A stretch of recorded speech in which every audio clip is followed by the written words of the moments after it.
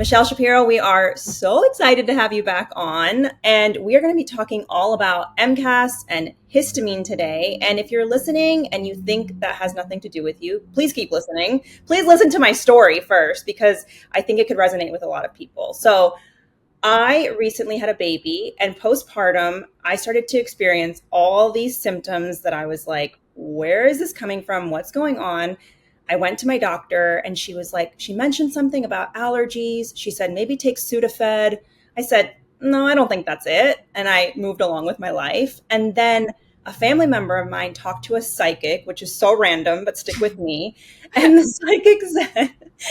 psychic said, I think your wife has some sort of allergy thing going on, some allergy Really? issue. Yes. I didn't know And this. again, I was like, interesting, but whatever. Everybody in functional medicine has some allergy thing. Like, who cares? And then I listened to your episode, Michelle, with Olivia, which is a great episode, all about MCAS and histamine. And it was a light bulb moment for me. It was like, ding, ding, ding. I have so many of the symptoms that you're talking about. Um, you know, heart racing, blood pressure changes, going into the shower, coming out with rashes or itchy eyes or a runny nose. Since I was a kid, extending my arm and people being like, you're hypermobile, like, what's going on? Your arm looks funny, kind of thing. And throughout my learning experience, my master's program, I would hear about MCAS, I would learn about histamine, but I would just kind of retain the information and then move on and resist it. I resisted learning about it. And for me, anything that I resist, there's always some resonance there. So hearing your episode was definitely a pivotal moment for me, that all these signs are pointing to something and I need to look into this. So let's talk about it. MCAS, histamine, let's just dive in. First of all, I didn't even know that part of your story. So I'm so glad you shared that. And I know we DM'd a little bit about it, but I didn't know the extent. So you're like so many people, because when we hear the word histamine, a lot of us just, our brain turns off because we're like, okay, it's the seasonal allergy thing. If I don't have seasonal allergies, I don't think histamines are related to me. And I really didn't know much about histamines short of 4 or 5 years ago, because even in, functional nutrition degrees, functional medicine degrees, there's a little bit of a discussion of histamines when it comes to the immune system, but the extreme degree to which our mast cells and histamines, and we'll define those terms, can wreak havoc on our health cannot be overstated. They really can't. Are kind of just at this very kind of walking it back for myself again. The reason I found out about histamines or MCAS or long COVID or POTS or any of these things was because I had this personal experience as well, where I would say I've been a person who's kind of been in a highly sensitive body my whole life, chronically ill in some capacity. But after COVID, I just had such an extreme exacerbation of symptoms where these things that were like little quirks of mine, like I don't sleep a lot, I'm a very like energized, awake person, that turned into insomnia for nights and weeks and, on end. And I really just kind of took a different approach where I was going to Reddit to look for answers for myself. I'm like, why do I feel sick on day 7 of my cycle? I'm supposed to feel sick during PMS. So I would literally go to Reddit and type, why dizzy day 7 cycle? Like, where could I get these answers from? Because these histamine symptoms that we'll talk about are so extreme and also so random, because histamines can be released from so many different parts of our body. So they can have symptoms in so many different areas. And I don't know if you want me to like start defining terms or how you want to go, but I'm Yeah, glad you I would said that. I would love for you to define it. So what is actually, I think a lot of people know about a histamine response when they think of just a full-blown allergy, like, right? You have an allergic reaction to something you eat or a bee sting or something like that, but it's actually a little bit more layered than that. So what is histamine and what is MCAS? How are they related? I love that. Yeah. So the kind of main thing we're going to talk about is something called our mast cells, MAST, mast cells. Our mast cells are a specific type of immune cell, and they live in the connective tissue of our body. There's connective tissue that lines every joint, bone, blood vessel in our body. So we have connective tissue holding us up all throughout our body. And our mast cells are there. They're kind of like the guards on the watchtower of our body. So what happens is they will be there to release messengers to the rest of our body, to let our body know how do we act in a time of emergency or a time of immune response threat, something like that. So the really interesting thing about COVID is that COVID and mast cells have a very unique relationship. COVID attacks and attaches to this one type of receptor on the outside of mast cells called our ACE2 receptor. So we were seeing in the past few years a lot of what we've called it now as long COVID, extreme symptoms that were happening months after COVID happened. This relationship between COVID and our mast cells is that link of why you would have symptoms for so long after. I kind of want us to think about COVID as like this initial battle that happens in the body. Our mast cells, again, are the guards on the watchtower, and they watched that whole battle and they were like, oh my gosh, that was so bad. I never want this to happen again. So what they do is they pump out a bunch of chemicals in fear that that might happen again, basically in preparation. One of the chemical messengers that they send out is histamines. So from these immune cells, there's like these little sacs inside of them that pump out these chemical messengers. So they send histamines to other parts of the body along with 1,000 plus other chemical messengers to say, I need you to do this for the immune system. And they kind of send their marching orders to the rest of the body. The problem is that when we have this constant immune activation, which is a state of inflammation, there's a lot of downstream effects. We don't feel good when we have a lot of histamines floating through our bloodstream. We'll talk about the specific actions of histamine, but really because there's mast cell receptors on every part of our body, the problem is, really all of our tissue has mast cell receptors on it. We can have symptoms in any part of our body as a result of it. So the goal of histamines is to basically open up our blood vessels so we can get nutrients and immune cells to a site of injury or wherever they need to go in the body. When you leave your blood vessels wide open in an act called vasodilation, that creates downstream issues.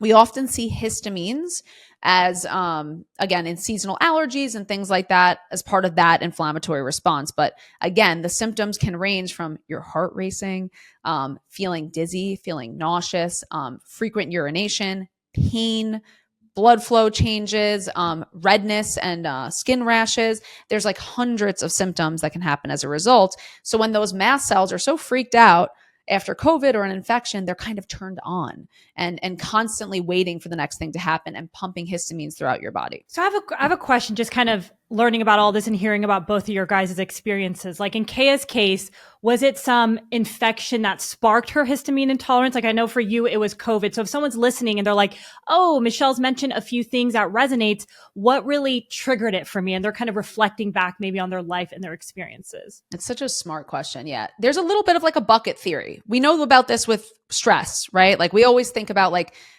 then you get into anxiety once your bucket's overfilled, or autoimmunity. We always hear the bucket theory. It's very similar with our histamines. For myself, I'll just tell you kind of a little bit, if you wanted to hear, of my story of what happened with long COVID as well. So I had a huge mold exposure. Then I had to move out of my amazing Fifth Avenue apartment, so sad, into, as you both know, New Jersey. It's so embarrassing. I'm so embarrassed, girls. Okay. So okay, all the cool kids are going to Jersey. Yeah, that's true. Who told you that, Cali girls now? Okay, the coolest of the cool. Are you guys kidding? Okay. So there is, for myself, I had this mold exposure. After the mold exposure, I started going on a mold detox. You're going to be shocked, but it wasn't actually the mold exposure that caused the histamine issue. It was the mold detox that caused the issue. So what I'm seeing a lot of now is not only that there's infections that can cause histamine issues, changes in temperature can, anything that your body perceives as different or a threat. Also, foods contain literal histamines, or they have the capacity to have our body release histamines into the bloodstream. That's a trigger for it. So someone could basically be at that 99% overload, nervous system overload, toxin overload, stress overload in every single way. And then they can eat a tomato and that sets them off. So it's really about that bucket being filled. So for myself, I had this mold exposure, and then I was going to these amazing functional medicine doctors who were, hitting me with glutathione, vitamin C, TUDCA, mold protocols really intensely. And I was getting sicker and sicker and sicker. And I mean, I was truly getting sicker. I left an IV once, and this was like my best friend who's a naturopathic physician. And I texted him at night and I said, am I supposed to be having like 102-degree fevers and like violently shaking? Is that the result of this IV? And he was like, no, that is not normal. And I was like, is this like a Herx reaction? Because I'm detoxing. So here's the problem, is that it's not only the infections, the mold, or stress that can cause this. It's what you try to do to create more of an immune response and detox. So pushing detox in a body that's like, please leave things the same, and please don't kind of push all these toxins out in a body that can't clear it, you then mount a histamine response onto the toxins being recirculated. So for me, it was a combination of this mold exposure, COVID, and then whatever I did to try to fix it. The more functional medicine I engaged in, the sicker I got. And this is where I really want people to listen and kind of like hear this part, and practitioners too, if they listen, because we are often told the more that you detox and the more sick you get, the better it is, right? You're actually just getting better. You just have to get a little bit worse first. In the case of histamine issues, if you are getting worse, you are literally getting worse. So you have to, if you notice your symptoms are escalating and escalating, you are literally getting worse. So it's a very long-winded way of saying there's a lot of different things that can trigger that MCAS syndrome or histamine intolerance. And it really is that bucket theory, but pushing in any area when you have histamine issues is always the wrong direction. It's a lot about walking it back, simplifying, and really like calming the system down before you start going for those root causes. It's so interesting that you said that, because I heard you talk about that in the episode that I listened to, and I was like, okay, I'm taking high dose of, because the natural reaction, I think, for a lot of us in this space is hit it hard. Whatever you're going through, like, put the elimination diet, put this, put that, put the supplements. And I was like, oh my God, I'm taking NAC, I'm taking vitamin C, I'm taking this supplement, that supplement, like a hardcore multivitamin and all that. And it was so nice to hear you say, actually, you might need to pull back from all of those things. I want to go back to the symptoms though, because I have people in my life, like, for example, my brother, his histamine response comes in, he eats tomatoes or nightshades or something, and then he gets maybe a rash, or he has gut issues. And I have a good friend who, for her, it shows up as migraines. And then for me, it's showing up as more either like heart symptoms or something like that, or like dizziness. So it can just manifest in so many different ways. And I think a lot of the people who have long COVID, I've heard the story over and over again of developing POTS, which is so common in this situation. So can you talk about that? Because I've even heard people developing POTS so bad after COVID that they became depressed. Some people have committed suicide. It's just been, overnight almost, they feel different. So what is POTS and how is it related to all of this? Absolutely. Yeah. And first of all, we just have to like really give grace to people who are going through these conditions. There was one study that showed that people with long COVID have worse quality of life than those with stage 4 cancer, because not only do people not understand what they're going through. Like if you say to someone, I have stage 4 cancer and I'm on chemotherapy, you're like, oh, that person is probably not going to feel awesome. And there's a lot of compassion around it. These symptoms are so erratic and odd.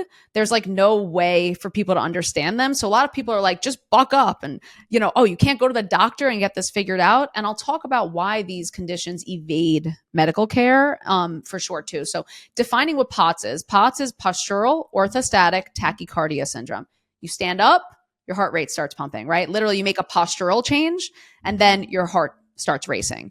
So this is probably my favorite thing in the world to talk about. I feel my heart fluttering talking about vasodilation. So we're going to talk about it. So histamines, like I said before, they cause this widening of our blood vessels. So I'll give you the example of someone steps into a shower. It's a hot shower. Heat also causes vasodilation. And they might have the experience of standing in the shower and they look down and their legs are red and they're really dizzy and they have to almost like hold on to the wall while they're in the shower. So what's happening in this scenario potentially is their blood, because their blood vessels are open, their blood is going to drop down to their feet.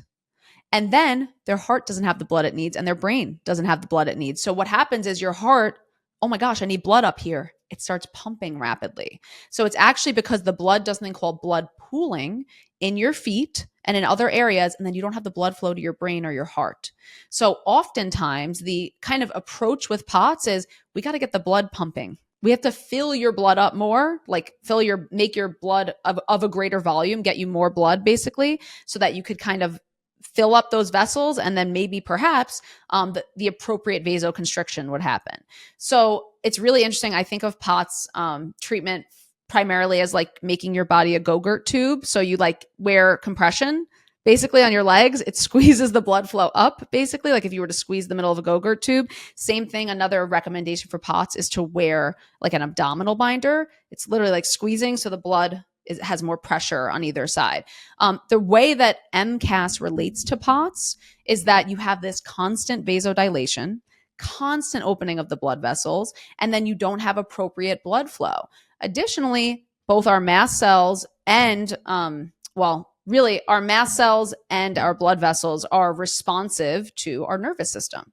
So our nervous system tells our brain, your heart should pump like this. You should send blood over here. So when our nervous system is affected, we're going to create more histamines and we're going to have these POTS-like symptoms.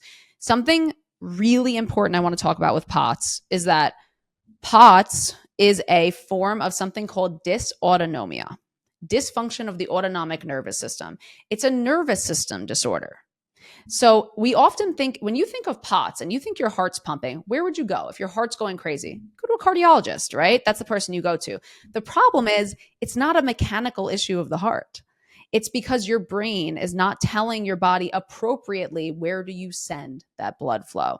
So the treatment for POTS from a functional perspective is really about the nervous system and also making sure you don't have histamines floating through your bloodstream that create that vasodilation and that opening of those blood vessels. Another treatment for POTS is a tremendous amount of salt. Salt helps to fill your blood volume and can also cause vasoconstriction as a result and increases in blood pressure. So the recommendation is actually 10 to 15 grams of salt per day. To give you an example, like an element packet, which everyone says is so salty, is 1,000. We're talking about 10 to 15 element packets per day. And that's the recommendation for POTS. So if people, again, that's like, again, the conventional approach, but what the functional approach is also you have to treat the nervous system. Yeah, let's talk about it. What does it mean to treat the nervous system? Yeah. So the first thing I want to mention is that in this group of people who I call the highly sensitive bodied people, which we even talked about a little bit on our last podcast together too, is that they have all the evidence in the world that things are going to go terrible in their bodies, right? They have every ounce of evidence in the world. Our nervous system learns through example. So our nervous system learns this is reality from what's happened to us already. So the hardest thing in the world for this population of people is that we have a nervous system that is extremely on like threat level 100. And it's correct. It should be that way because any bad symptom they can imagine has happened. So the most important thing about this population of people is working with the nervous system to feel safe and also something called the limbic system. There are brain structures that connect together, the amygdala, the hippocampus, and the hypothalamus in our brain that make up what we call the limbic system. The limbic system works on our threat response and memory, mostly memory. The problem with someone with a histamine issue or POTS is that, let's say they stand up and out of a shower and they feel extremely dizzy, and dizziness can feel so freaking scary, right? They feel really, really dizzy. Then their brain's going, what happened? Was it because I just showered? Was it because I didn't eat before? What's going on? But then they're like, maybe we shouldn't get in the shower again because that was really scary. So what happens is our brain stays in that threat response. And then we have all these histamines released and it kind of becomes this like vicious cycle. So I think the first thing with anyone dealing with MCAS, POTS, long COVID is you have to start to be a little bit like crazy optimistic, like a little bit toxic positivity and just be like, I'm going to make it through this. Like I'm totally going to make it through this. I can't see how I'm going to get better, but I'm going to. I give the example in my story that in addition to all of this, I'm also hypermobile, which is a third leg of the kind of triad that we call POTS, MCAS, and hypermobility. And I sustained a neck injury from a chiropractor. I had a chiropractic injury, unfortunately. Yeah. So I went into, anyone who's hypermobile is going to squint when I tell this part of the story, but I went into a chiropractor's office because I was really dizzy from I've lived in Manhattan my whole adult life. I grew up in Queens and now I moved to New Jersey, as we talked about. And so I started driving more and I hadn't driven a lot. And that can cause dizziness for a lot of people who are hypermobile. Had no idea I was hypermobile at the time. Went to the chiropractor. He starts taking this device and like digging it into my neck because he's like, I've never felt a neck this tight. But because I'm hypermobile, I don't need loosening of my joints basically. And I have a lot of upper cervical instability. I walked out of that chiropractor's office and walked directly to the ER because my heart rate when I was standing up was 160. just from standing. It was like one of the scariest moments. I remember being on the phone with my sister and there was construction and I'm like, I do not know how I'm getting to that ER because I can see it, but it's a block away.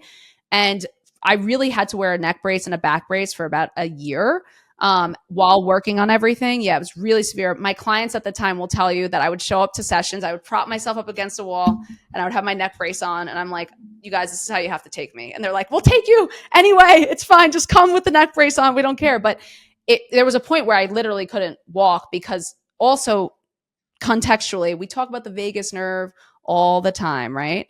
The vagus nerve is located in our neck. So if you, like part of it is located in our neck. Also, if you think about, again, the nerves being in your neck, because my joints were loose and because I had all this kind of like injury to my neck, a lot of these nerves also control your heart rate.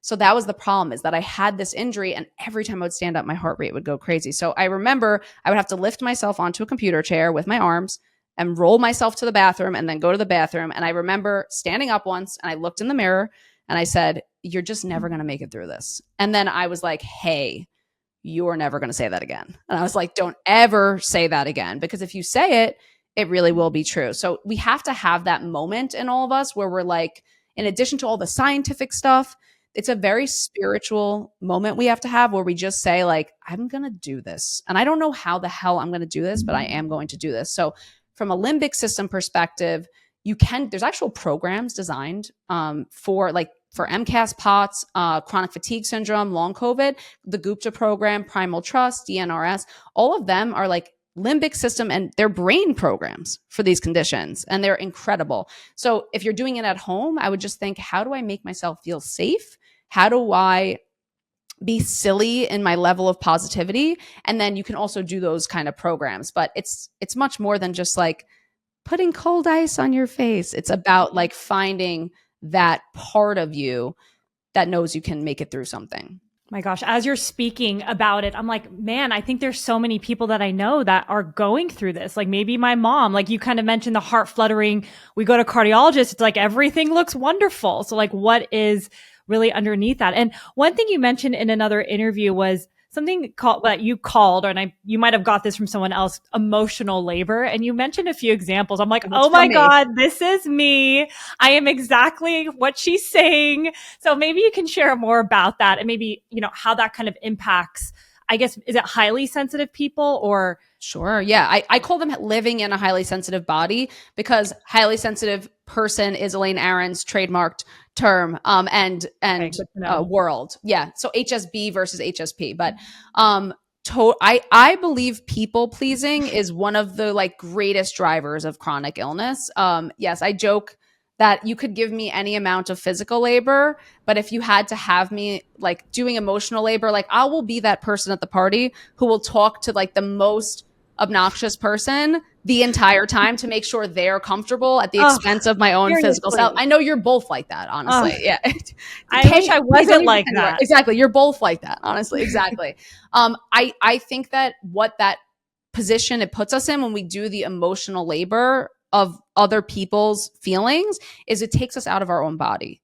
And it's easier to deal with other people's stuff than our own stuff for sure. So for people to look in, especially in those moments when we really don't want to, and find a way to make peace within ourselves. And also like if you are living with a chronic illness, like trying to even explain to someone at a party, imagine trying to explain histamines at a party, like I just did to someone. Like I'm like, I don't know, it's weird immune stuff. That's what I just say to people now. I'm like, I don't know, it's like an immune thing. And my joints are kind of loose, like a bobblehead. That's what I say to people. Like, I don't know. I love the way you say it. Little bobblehead. But that is emotionally laborious because then you know what people's responses are when people, oh, you haven't been to the doctor yet? Why don't you go to a doctor? And also people living in highly sensitive bodies are usually people who have been to, forget about conventional doctors. They've been to every functional medicine doctor in the world, and those functional medicine doctors made them sicker. So that's the population I work with. That used to be the thing of functional medicine. It was like, if conventional medicine doesn't work, then functional medicine's for you. Now I'm like, when functional medicine totally screws you, then you have to come over here, basically. But it's really, when it comes to the emotional labor aspect, it's really about noticing what your limits are, noticing how much energy you have overall to give and how much you have to save for yourself. And it's so much easier to do for others than it is to do for ourselves. So it's really an invitation for people to kind of come back home to their bodies too. I really appreciated how in your conversation that I heard, you talked about how people in this situation just want to feel better. And often that means that they have to use Western therapies. Like, you're not going to dismiss anything that just works. And so many times the example that you use for people who might be experiencing this, they might have a acid reflux problem, for example, right? And you were talking about how Pepcid really helped you. And I think so often in functional medicine, like if anybody was listening to that conversation, they would say, oh no, that, when it comes to something like that, you don't have enough stomach acid. You need more of this, more of that. Can you talk about how Western medicine plays a role in all of this? Because I think it can be helpful for people to say, oh, there are ways that I can feel better more immediately while I work on this in the background. 100%. Yeah. I'll give a case study about a client of mine also when it comes to Pepcid, who basically myself, my clients and colleagues lovingly refer to as our other significant others. Like Pepcid's like a boyfriend to all of us. Like that's how we feel, the love that we have for Pepcid. And yes, in the functional medicine world, Pepcid's very looked down upon because hypochlorhydria is like the biggest low stomach acid. Everything's low stomach acid. So 100% we'll talk about that too. And I wanted to illuminate this client I had. So I actually had a little bit of a psychic download for this client, which led me here, by the way, because this was like 4 years ago, a little bit before I really got all this education on histamines. But she had untreated insomnia, that untreatable insomnia, treatment resistant insomnia. She had gone to, I cannot tell you how many doctors. She was on probably 8 prescription medications for it. Trazodone, Ambien, Xanax, anything to take to knock you out. Essentially, she was trying. And it just, nothing worked. She had paranoia as a result of it. There was a period of time she slept less than 2 hours for 20 days. I believe maybe there was one break in between, but it was relentless. Her insomnia, and it is excruciating to have that much insomnia. Probably one of the most uncomfortable, scary, of course you're going to have paranoia about it. So I had a download with her. I was like, I think this is a histamine thing. It's so interesting because histamine is not only, present in this inflammation process, it's very arousing and arising. It's alerting you, right? So I was like, I think this is a histamine issue. So we actually put her on Pepcid. The reason I even found out that Pepcid's an antihistamine, by the way, which I didn't even say in this episode, but Pepcid is actually an antihistamine drug. It works on your gut, on the H2 receptor versus what we think of as Zyrtec, Claritin, Allegra are H1 receptors. She took Pepcid that night. One Pepcid, she has not had a sleep issue since. She slept 8 hours throughout the night. So there are downsides to every pharmaceutical drug, right? There's downsides to every supplement. There's upsides.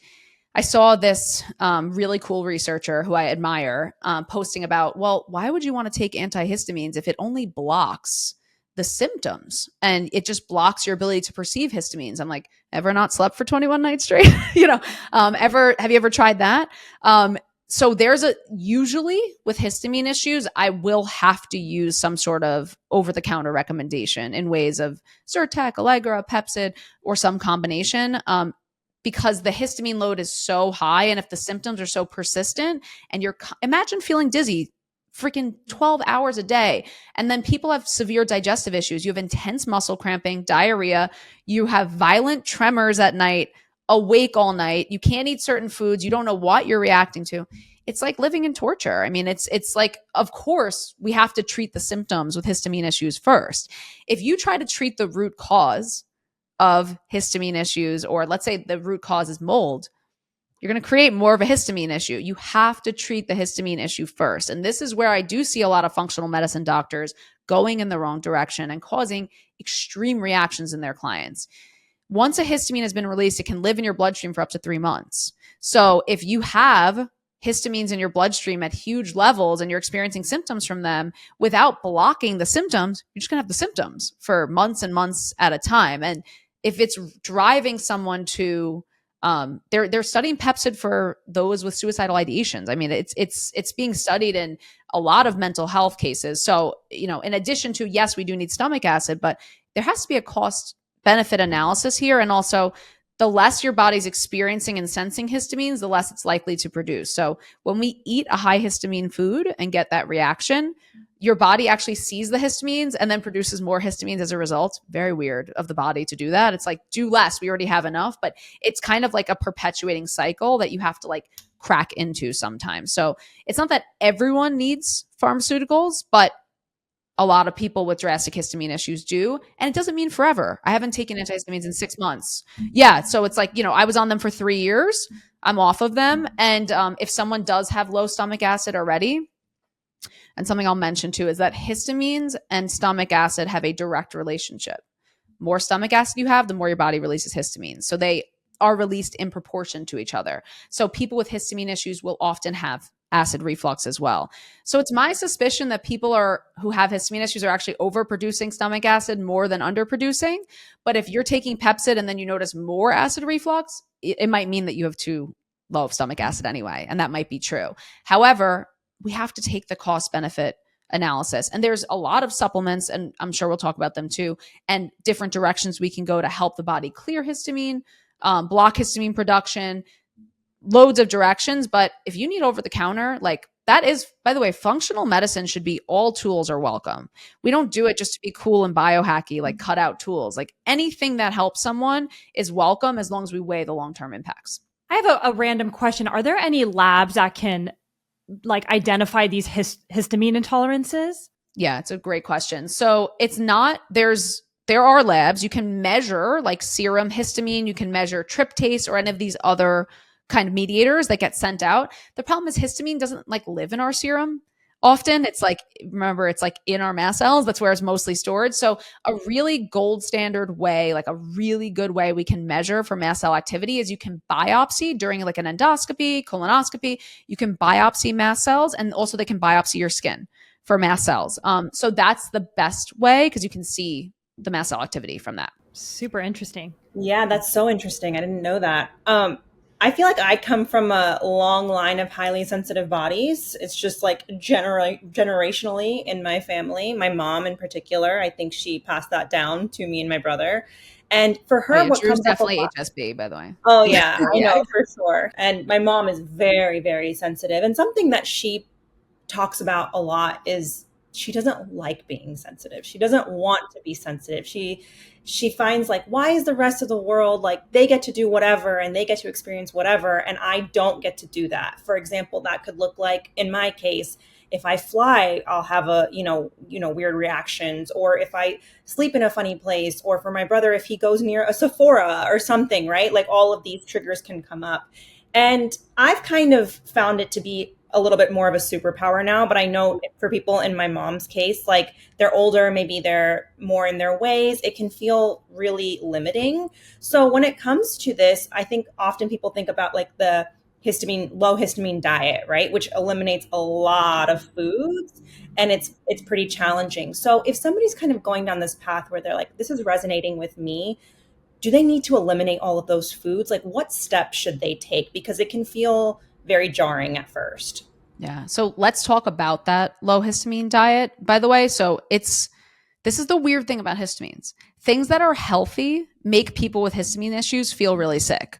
So they could eat like tomatoes or lemon or vinegar or kombucha. I mean, some of like the foods that we know are so healthy, they can make people with histamine issues feel violently ill. I mean, truly. Same thing, exercise, saunas, laying out in the sun, these things that we know to be healthy, IVs, detoxing, all these things that are quote unquote healthy can be very triggering for histamines. So it's really like for mom and people who are living in highly sensitive bodies, the first thing I would say is your body's not worse. It's just A, highly attuned, and B, operating on a different system.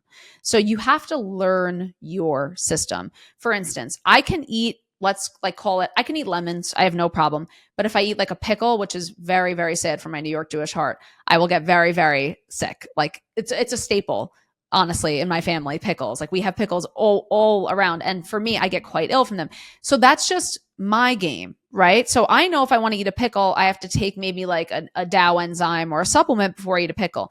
But everyone has to kind of learn their game. And you did say something from a spiritual perspective, those living in highly sensitive bodies and highly sensitive people are like the most magical people in the world. I'm sorry I'm biased, but like, really, like, yes, you are also equally as magical. And like, I know we're talking Pruitts, but you are. And that, like, it is the capacity to be, you're so finely attuned and in tune with the universe and environmental changes that your body is just picking up on things way before other people's is. So that is a beautiful thing.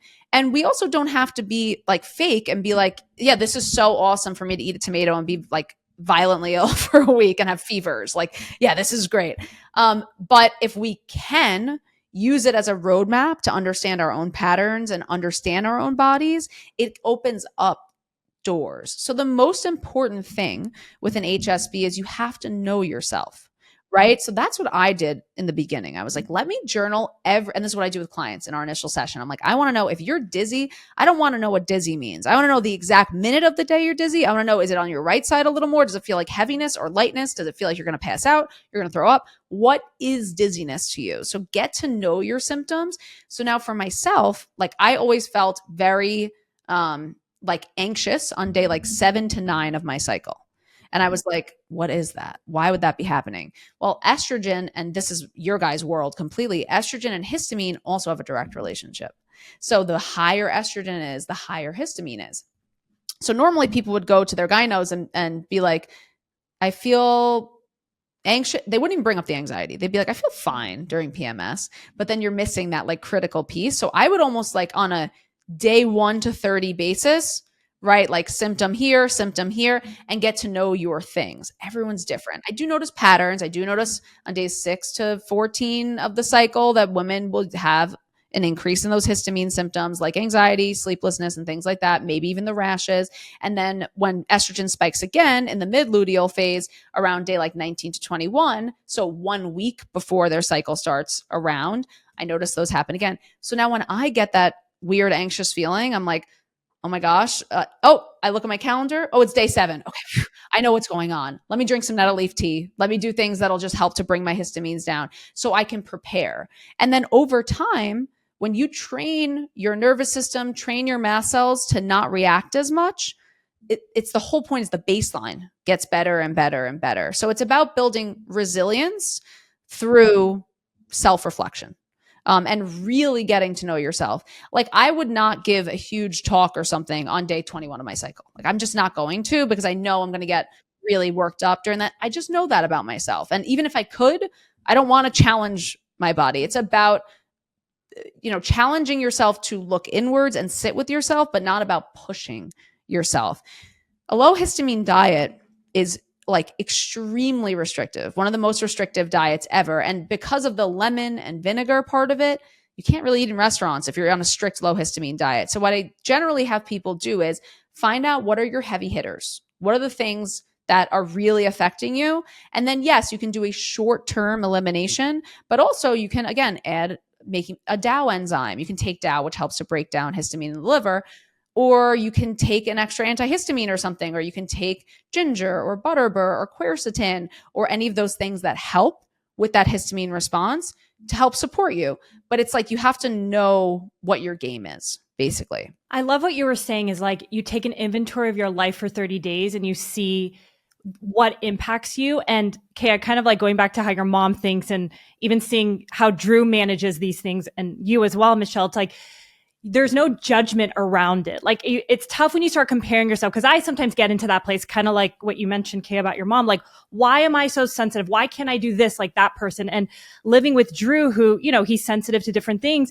The moment, let's say there's fragrance that impacts him, or there's something that he eats something that impacts him. Like, he doesn't judge himself. He just kind of goes with the flow of it. And I'm like, wow, that's such a beautiful way to live. And he's still like highly effective in his life and happy and whatnot. So I just want to bring that up because it's so easy to take inventory those 30 days and be so hard on yourself. Dang, when I eat this happens. Oh gosh, I can't go speak because it's part of my cycle. I feel more anxious. Like it's just, I want to bring that up because there's so much like self-love that goes into that and like confidence in who you are. And like you said, once you know who you are, like that is so magical. And you're like, okay, I have boundaries with this. I can't do that. So I just think that's so beautiful. And I look up to people like you, people like Drew, who just like really know themselves and just honor that. Like, you're not going to be anyone different.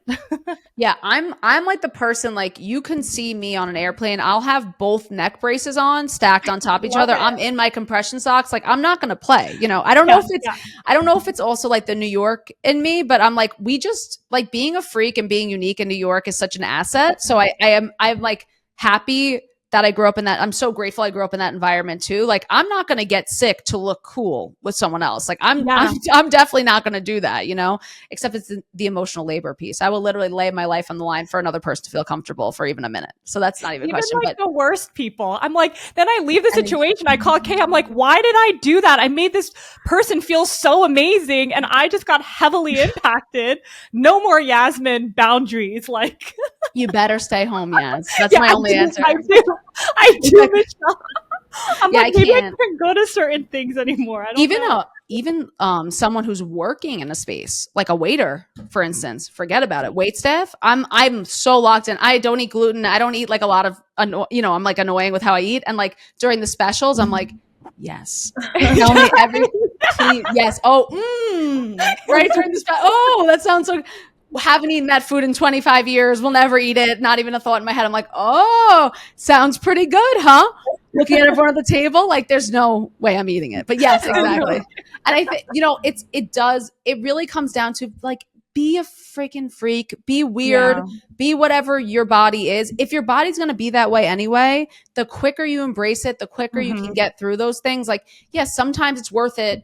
If Drew wants to go to Sephora with one of you guys, it's like, it's worth it. Okay. I'll take the hit. And that's what you have to decide too. I love live music. I love rock and roll concerts. I go to a lot of emo concerts, like still like old school emo concerts. Like I love, and I know I'm coming home. I go to sleep at 8:30 normally. I'm coming home at 1 a.m. I'm dancing the whole night. It's gonna hurt. And I need to take a day after that. And it's okay. And I just know that about myself. And then I can prioritize those things in my life that fill my bucket. Because remember, being chronically ill is both a combination of this extreme exhaustion that also limits you from the things that you love. And those things make you healthier, the things that you love. So we kind of have to balance what's worth it. Like maybe Drew just waits in the car when you guys go to Sephora, whatever that kind of balance is, you strike it. And then you find your space, but you have to know what's affecting you and you have to know what helps you recover. Those are the most important things. And you have to know like what your baseline recovery is. A long time ago when I was feeling really sick, I would go to dinner with my mother-in-law, and she is like she's an Energizer bunny incarnate. She's like 5 feet tall. I'm like 5'9", and she owns the energy that she is the most powerful woman I've ever met in my life. And she is like, she's the whole room. She's amazing. When we would go to dinner though, we're both like, and I'm nodding my head. I have a neck injury and I'm like, I'm nodding my head, but I knew like if I'm going to dinner with my mother-in-law who I just want to yap with and talk with, I need like 3 days of recovery, and I'm going to, now it's like an hour, so that baseline gets better and better too. And your recovery gets better and better. And that's really the goal with histamine issues too, is that you might be reacting to tomatoes by feeling sick for 2 weeks right now, but that doesn't mean that next time you eat them, it's necessarily going to be the same thing. And it's all the things we do in between that establish that baseline of health too. One thing that you shared when it comes to the diet component, which I thought was so helpful, and maybe you could talk about, is how in the beginning you might just need to go really bare. You might just really need to strip down to foods that are not over activating, which I think a lot of people need to hear, myself included, because I'll often be like, oh, I have to have like the probiotic food, the prebiotic food, the this food, the that food. I have to hit like 30 different plants. I have to do all of these things. But in the beginning, you really just want to baby yourself and kind of do things that are more easier on your body. So can you talk about what that could look like? I just want to say the BIA mixes were a huge part of my diet at that point. I just need you guys to know that too. And that there's nothing histamine about them, which is so dope for people, just so you know. And the fiber actually helps people to bind and pull histamine out. So I just want to say that, when you start to see again that you eat a salad with vinegar in it, and a salad is healthy, right? Of course, a salad's healthy, except like if you want to eat more warm foods, then, it's whatever. But overall, we think of a salad as being quite healthy. If you eat a salad and then you feel sick for 2 weeks after and you notice that, it becomes less important to have the health of the salad when those symptoms are so extreme, right? I mean, if it literally can cause people to have loose stools 5 times a day or cause people to have heart rate issues, I mean, literally feeling like their heart's pounding out of their chest and dizzy, yeah, we start to prioritize things differently. So that's why it's really important to notice in the beginning, people might have to go pretty low histamine, right? Just when the histamines are so high already, and then you eat something high in histamines and then it causes your body to release more histamines. Sometimes in the beginning, you might have to just to crack into that cycle and just put a stop on the cycle. And that looks like just like bland, like, you're eating your meats, most veggies except for like spinach, avocados. Again, it's like so funny because it's like the notably healthiest foods are high in histamines. It's such an odd thing, but it might be necessary for a very short period of time to go on like a more bland diet and really like kind of index into understanding which foods are high in histamines and which foods are histamine liberators. And I have a question. You mentioned earlier in the podcast, there are some supplements that you can take. So maybe you can kind of walk through some of that. Absolutely. Yeah. So I think like in my top tier stack, and everyone reacts differently to supplements. And I cannot stress this enough. The people who are going to react the most differently are those with histamine issues. If I'm talking about a supplement, I want someone with a histamine issue to start with 1/8 of one. So I literally have my clients have their own like vegetarian capsules at home. They will pour out from other capsules and pour into these. I'm talking about 1/8. I might have a client look at a supplement for a little bit because again, the body is hyper reactive to changes in the internal environment or external. The things I would avoid supplement wise are anything that pushes detox. Again, if you have a histamine issue, you most likely have some level of a sluggish liver or impaired detoxification, which means that if you take something that pushes detox, you're going to push toxins, and then your body's going to say, oh my God, we have to fight these toxins and release more histamines. So just anything that pushes detox, vitamin C, I know is also supposed to be helpful for histamines, but really in the beginning, push detox NAC, like you were saying, Kay, like anything glutathione that pushes detox, I would stop in the beginning. I would go off of all supplements if I was starting a histamine journey on my own. And I did do that. I mean, vitamin B vitamins are extremely instigating to histamines. Again, we all need vitamin B, very instigating to histamines. And then there are supplements that help your body to break down histamines, and you can take in like prevention. And then there are supplements that help your liver to process them. So there's kind of different ones. Some of my favorites are, yes, there's a DAO supplement you can take. You take that within 5 minutes before a meal. It helps to break down the histamine in the meal. You can take ginger supplements. Ginger is really helpful with being anti-inflammatory. There's perilla seed extract is really helpful with histamines and the inflammatory effects of histamines. PEA is popular. And then just like at home, really easy stuff. Aloe vera is very histamine stabilizing.